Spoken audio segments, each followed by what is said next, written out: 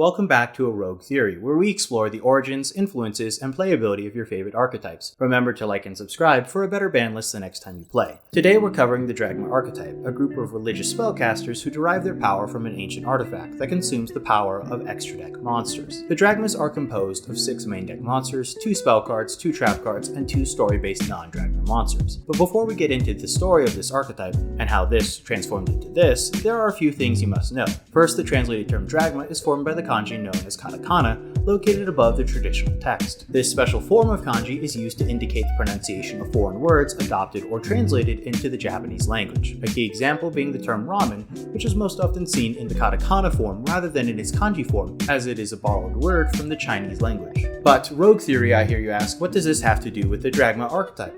Well, the term Dragma is referencing a combination of 2 words, dragon and dogma, so the best translation for this new archetype is the dragon's dogma, rather than the shorthanded term Dragma.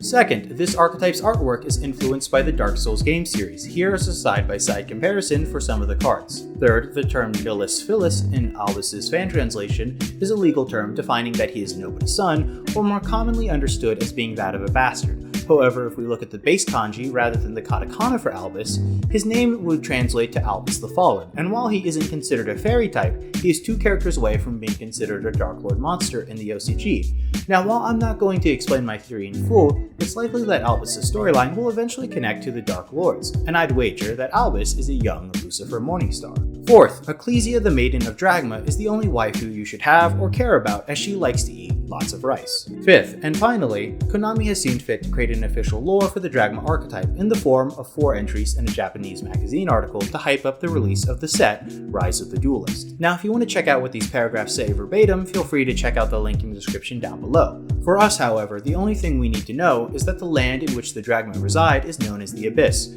an ever-changing and dangerous land where people and even entire countries can disappear into the void. But sometimes, in the rarest of cases, instead of something being taken, something will emerge. One time it was a form of dark matter. Another, it was the relic that the Dragma grew to worship. And in another, it was a man who fell from the sky with burning wings. And that is where our story kicks off, with Albus crashing into the city below him. Albus is then apprehended from his crater by Theo the Iron Hammer, whose name is most likely a reference to the term the Iron Law, and brought back to the church, where the Oracle Adin places him on trial for trespassing and decrees him a heathen and a danger to the church. With this decree, Maximus seized an opportunity to increase his power and the influence of the church by sacrificing Albus, who also came from the void, to the relic directly. Albus, overwhelmed by fear and rage, about to be executed for simply existing, finds out that he has a strange power and fuses with the artifact that the Dragma worship, transforming himself into the bastard Dragon of Ashes. This name is used to reference the act he did in burning a section of the city as he attempted to escape, but this riot of his is short-lived as the Knight of Dragma, Fleur-de-Lis, knocks him out of the sky and out of his dragon form. Albus, unlike the last time, wakes up from his crash to see Ecclesia charging at him, but before she makes a killing blow, she hesitates, seeing in his eyes the fear and desperation to survive. Now, while this concludes all the lore you need to know to link the Dragma artwork and their effects to the storyline, if you want to see what happens next in the story of Albus, whether Ecclesia attacks Albus or whether or not they fall in love, you'll have to check out my Tri-Brigade video in the future, which picks up directly where the Dragmas leave off in their storyline. Albus, the Nihilus Philis. Okay, so while Albus is the main reason this archetype even exists in the first place, just by giving them a storyline doesn't mean he actually has any real purpose in the deck,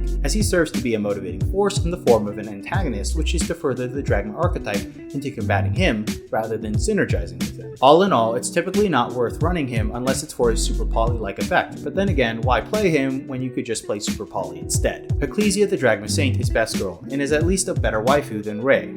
#Rei is not my bae.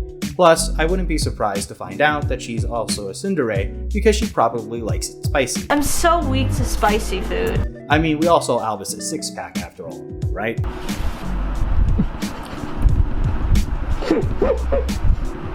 It's not like I like it spicy, but...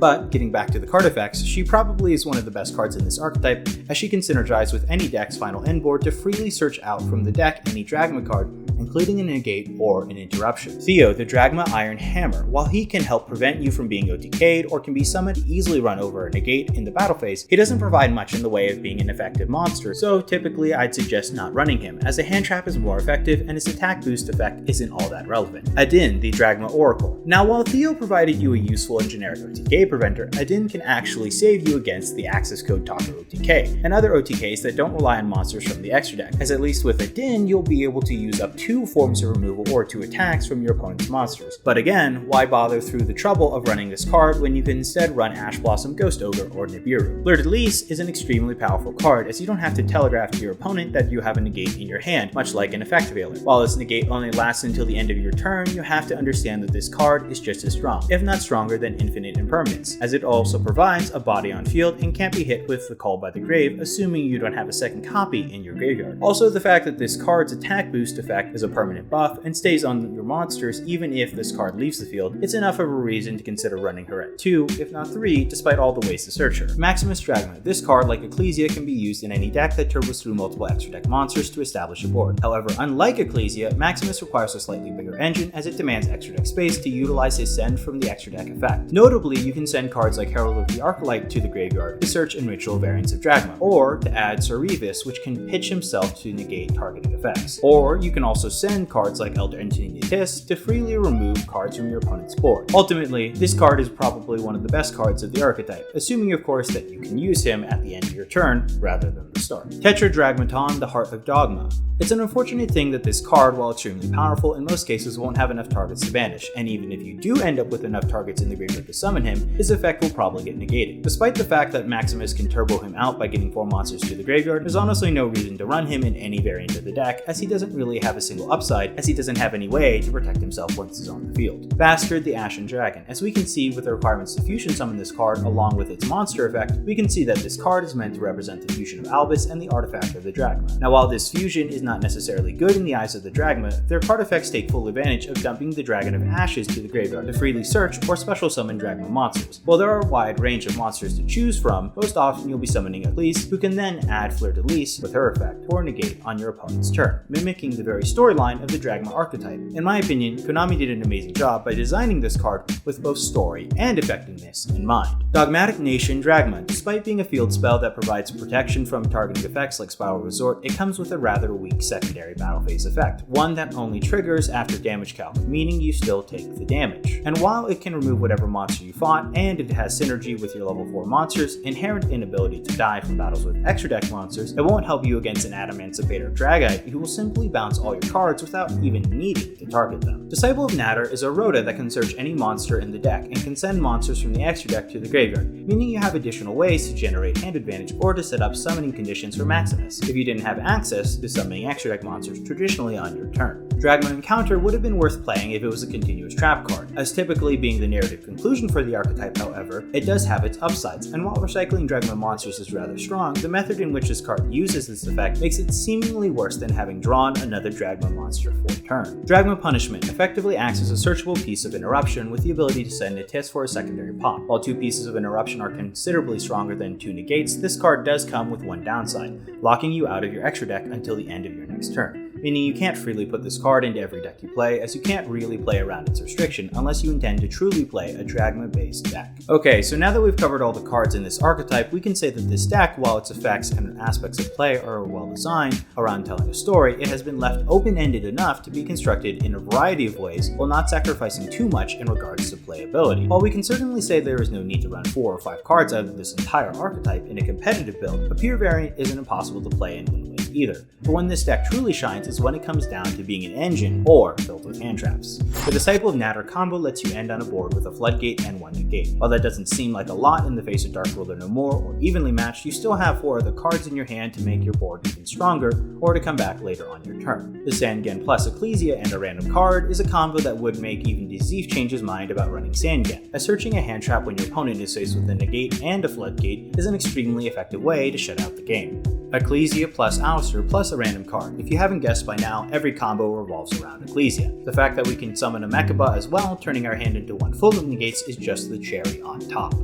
Ecclesia plus Spellbook's Wizkid, Blue Boy, and a random card also ends on a similar board that is meant to provide a negate and a floodgate. However, it's possible that you can draw into even more hand traps or interruption than any other combo, but since I'm not blessed by the gods of RNG, I don't vie for this option personally when it comes down to competitive play.